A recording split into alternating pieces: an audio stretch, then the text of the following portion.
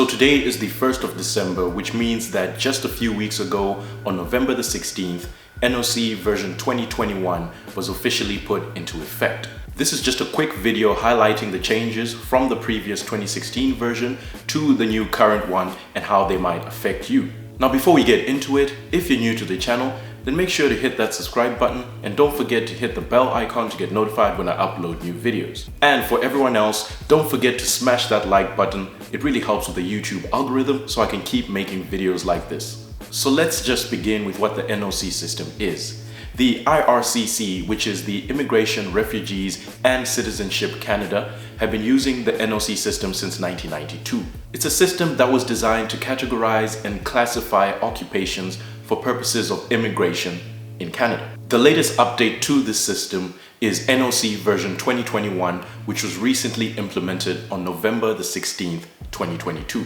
This is a very important change because it affects express entry as well as pretty much all other immigration pathways into Canada. The most noteworthy programs affected by this new change are express entry, which includes Canadian Experience Class, Federal Skilled Worker Program, and the Federal Skilled Trades Program, the Atlantic Immigration Program, AIP, Provincial Nominee Program, PNP, and Temporary Foreign Worker Program, TFWP.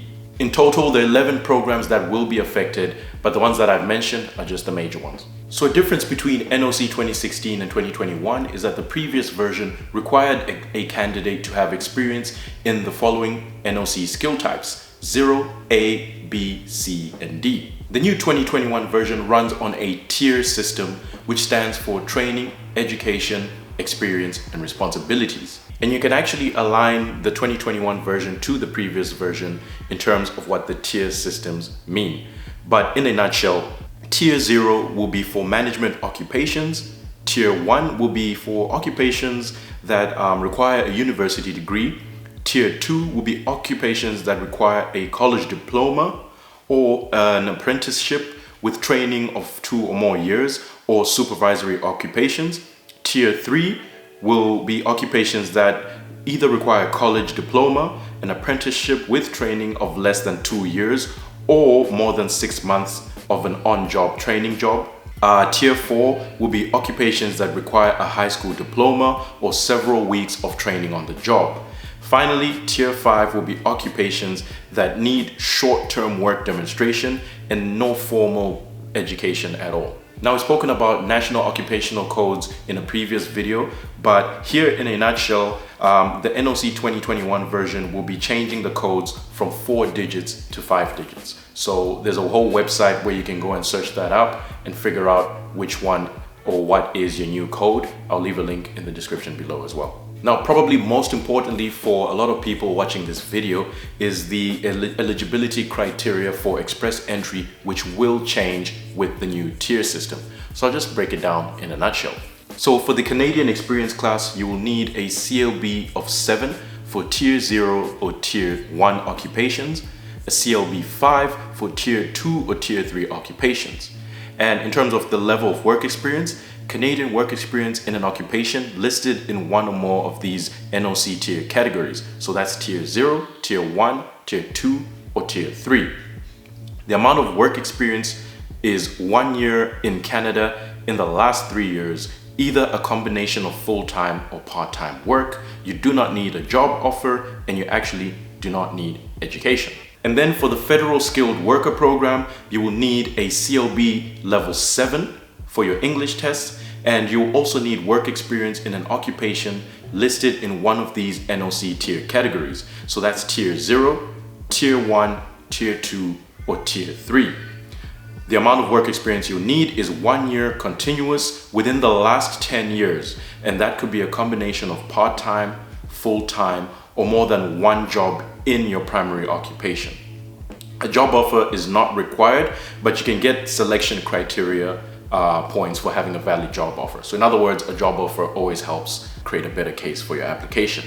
In terms of education, you need a secondary education. You can get more selection criteria points if you have post-secondary education. So of course, we all know that in express entry, the more educated you are, you basically get additional points for that. So a bachelor's degree will give you less points than a master's degree, for example. And then finally, we have the Federal Skilled Trades Program, which requires a CLB 5 for speaking and listening and a CLB 4 for reading and writing. The work experience that you need is in a skilled trade under key groups of Tier 2 or Tier 3.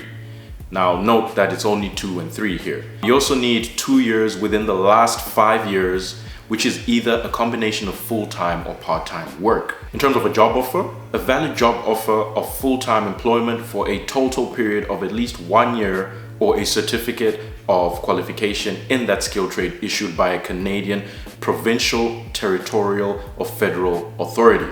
So that is very important because for the federal skilled trades program, you do need a job offer. So if you do not have a job offer, you cannot go for that program. Education is not required.